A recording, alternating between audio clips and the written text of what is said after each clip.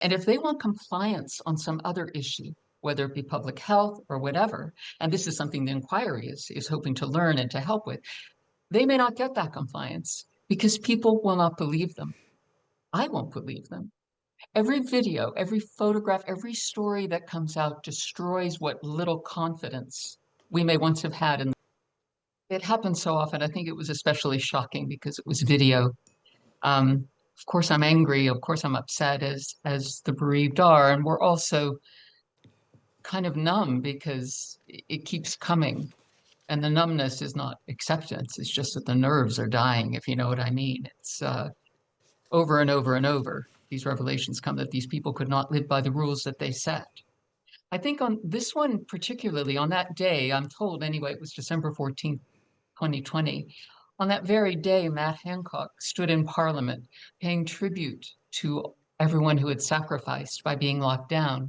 And yet he said there was a 13% increase in hospital admissions. Daily cases had risen by 14%, with a particularly sharp rise in London. And he talked about HQ, which is where we're told this video was taken. Tory HQ and Sean Bailey's campaign team, who we're told were there, didn't get that message.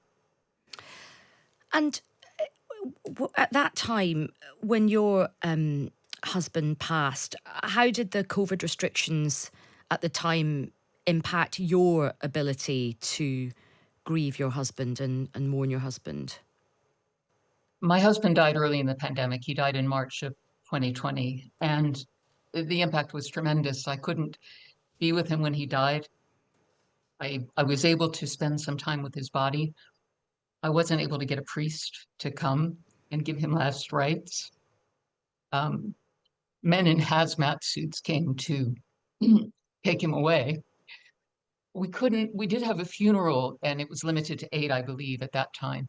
But then there's no wake, no one can hug you, no one could even sit with you.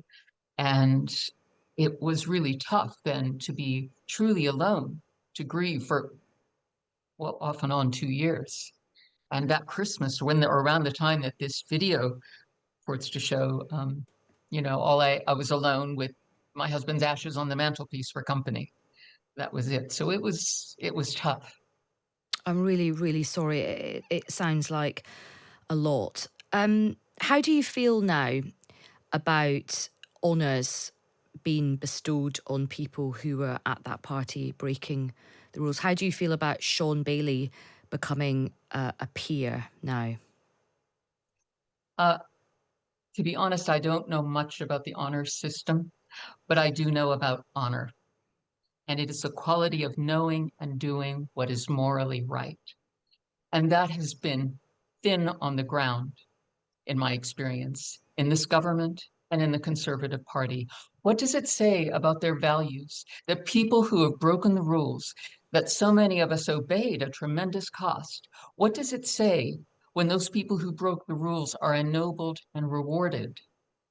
Rishi Sunak promised transparency and a higher moral standard, and clearly he is complicit in this by not speaking out against it.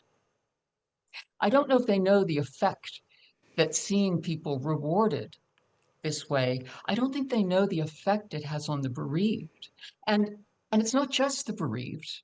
Do they know the effect it has on people, for example, in the hospitality business who had to close down? It was announced that very day of that party that hospitality would have to close down. And what about the people who lost their businesses because of that?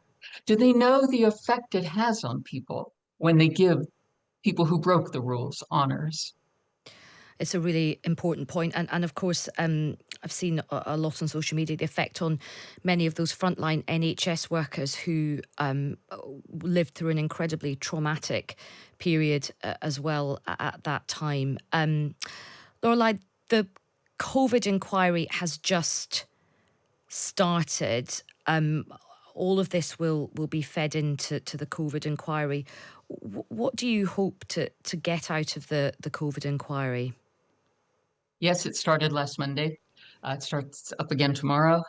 What I hope to get, what I think many of us hope to get out of it, is simply what is the mission statement of the COVID inquiry itself. That's to discover the impact that the virus had and to learn lessons for the future, so that we can prevent something, it being handled so badly again. You see, this is, I was thinking about this today. This is another cost of this kind of behavior, this Partygate behavior, is that they lose credibility.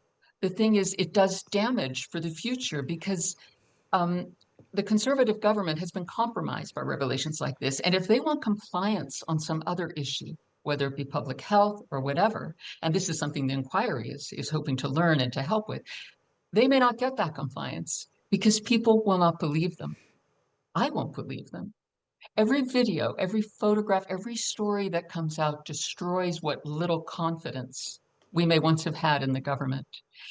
And the consequences of that for the future, I can only imagine.